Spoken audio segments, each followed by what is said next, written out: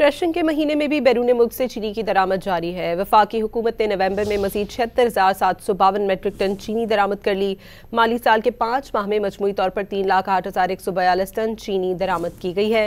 मजीद जानते हैं don news के नुमाइंदे ताहिर शरानी से। ताहिर, अपडेट कीजिएगा। जी देखिए, गुज़श्ता माह जो क्रशिंग सीजन है वो शुरू किया जा चुका है और जो नई चीनी है उसकी आमद है, और ऐसे में वफाकी हुकूमत की जानिब से गुज़श्ता महीने भी जो चीनी की दरामदी अमल है वो जारी रहा है।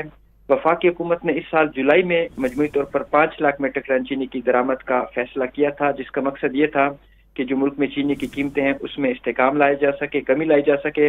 लेकिन चीनी की जो दरामद के आगाज पर जब मंजूरी हुई थी यानी जुलाई में, तो मुल्क में चीनी की ज्यादा से ज्यादा फी किलो कीमत 196 रुपए थी, जबकि दरामदी अमल के दौरान जो शहरी हैं वो ज्यादा से ज्यादा चीनी की फी किलो कीमत 229 रुपए तक खरीदने पर मजबूर रहे। यानी दरामद के बावजूद जो चीनी की कीमत है वो आउट ऑफ कंट्रोल रही है। जो नया डेटा सामने आया है उसके मुताबिक जो गुज़श्ता महीने नवंबर में 12 अरब 6 करोड़ 60 लाख रुपए मालियत की 76,752 मेट्रिक टन चीनी दरामद की गई, जबकि जुलाई तक नवंबर 2025 के 5 माह के दौरान 49 अरब 4 करोड़ 3 लाख रुपए मालियत की जो चीनी है जो मजमूई तौर पर 3,08,142 मेट्रिक टन दरामद की गई। और वफाकी हुकूमत की जानिब से चीनी की दरामद पर जो टैक्सेस है उसे इस्तिस्ना दिया गया।